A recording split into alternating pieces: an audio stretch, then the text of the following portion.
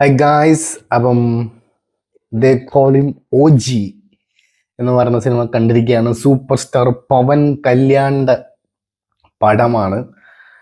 ഞാൻ ലുലു മോളിലാണ് പടം കണ്ടത്. ഒടുക്കത്ത ആരാധകരാണെന്ന്, ഒടുക്കത്ത ആരാധന. എനിക്ക് അറിഞ്ഞുകൂടാ ഈ പുള്ളിക്കാരൻ ഇത്രയ്ക്കും ഫാൻസ് ഇവിടെ കേരളത്തിൽ നിന്നല്ല, ആക്ച്വലി അവിടെ നിന്ന് ഇങ്ങോട്ട് വന്ന് കണ്ടതാണ്. ഒരുപാട് നാളായി ഒരു ഫാൻ ഷോ കണ്ടിട്ട്. അതിൻ്റെ ഒരു എക്സൈറ്റ്മെന്റും കൂടെ ഉണ്ടായിരുന്നു. സത്യം പറഞ്ഞു കഴിഞ്ഞാൽ തിയേറ്ററൊക്കെ ഒരേ പവൻ കല്യാണും എന്തൊക്കെ വിളിച്ച് ജയ്യൊക്കെ കട്ട ജയ് വിളിയും ബഹളവും ഒക്കെ ആയിരുന്നു. നല്ലൊരു ഓളമായിരുന്നു സത്യം പറഞ്ഞ. ഒരു ഓളം ഉണ്ടായിരുന്നു. പടത്തിലേക്ക് പോകാം. പടം ഡയറക്റ്റഡ് ബൈ സുജിത് സാഹോല ഡയറക്ടറാണ്. പടം എങ്ങനെയെന്ന് ചോദിച്ചു കഴിഞ്ഞാൽ ഞാൻ കംപ്ലീറ്റ്ലി സാറ്റിസ്ഫൈഡ് ആണ് സിനിമയിൽ. നല്ലൊരു സാറ്റിസ്ഫിക്കേഷൻ എനിക്ക് സിനിമയിൽ കിട്ടി. അത് ഒന്നാമത്തെ കാര്യം എന്നറിയാമോ, ഇതിന്റെ മേക്കിംഗ് ആണ്. ഒടുക്കത്തെ മേക്കിംഗ് ആണ്.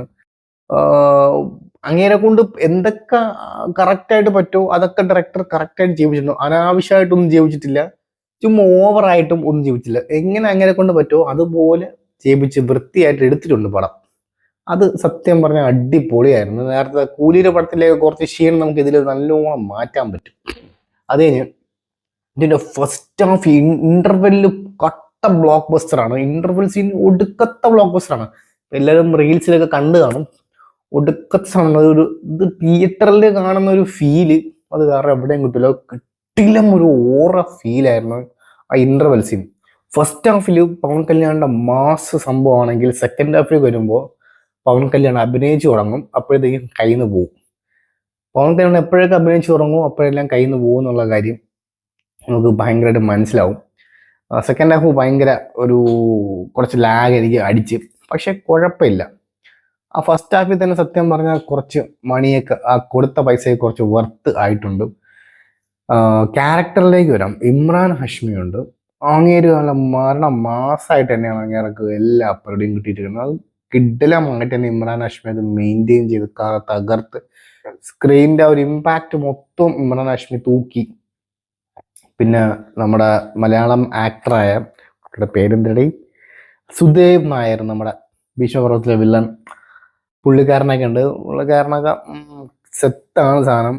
പിന്നെ അർജുൻ ദാസിനൊക്കെ അത്യാവശ്യം നല്ല റോളും എല്ലാം ഉണ്ട്.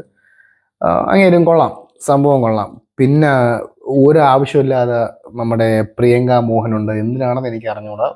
ചുമ്മാ റൊമാൻസിന് വേണ്ടിയിട്ട് അല്ലാതെ ഒരു ഗുണവുമില്ല. പക്ഷേ സെറ്റ് സീൻ എന്ത് വെച്ചിട്ടുണ്ട്. പിന്നെ പ്രകാശ് രാജ്, അങ്ങേര് പിന്നെ പറയണ്ടേ, കറക്റ്റായിട്ട് അങ്ങേരെ ജോലി വ്യക്തമായിട്ടും അത് ഗംഭീരമായിട്ടും ചെയ്തിട്ട് അങ്ങേരെ അങ്ങ് പോകും. അത്രേ ഉള്ളൂ. പിന്നെ പടത്തിന്റെ ഓവറോൾ, ഈ പടത്തിന്റെ നെടുന്തൂണായതിന്റെ ഡയറക്ടറോ എഡിറ്ററോ ഒന്നുമല്ല, ഇതിന്റെ BGM തമനാണ് ഇതിന്റെ ഹോൾ ക്രെഡിറ്റ് കൊണ്ടുപോവേണ്ടത്. തമനില്ലെങ്കിൽ ഈ പടം അവിടെ തീർന്ന്. ഈ പടത്തിന് BGM ഉള്ളത് കൊണ്ട് മാത്രമാണ് ഈ പടം സർവൈവ് ചെയ്തത്. അല്ലാതെ ഒരു തേങ്ങയും കൊണ്ടല്ല, പവൻ കല്യാണിന്റെ അഭിനയവും അല്ലാതെ ഒരു പുല്ലും കൊണ്ടൊന്നുമല്ല. തമന്റെ ഒറ്റ BGM സ്കോർ, ഇതിന്റെ ബാക്ക്ഗ്രൗണ്ട് സ്കോറിന്റെ എല്ലാം അതിന്റെ ഒറ്റ ഒരു ജീവനാണ് സത്യം പറഞ്ഞ ഈ ദേ കോളും OG.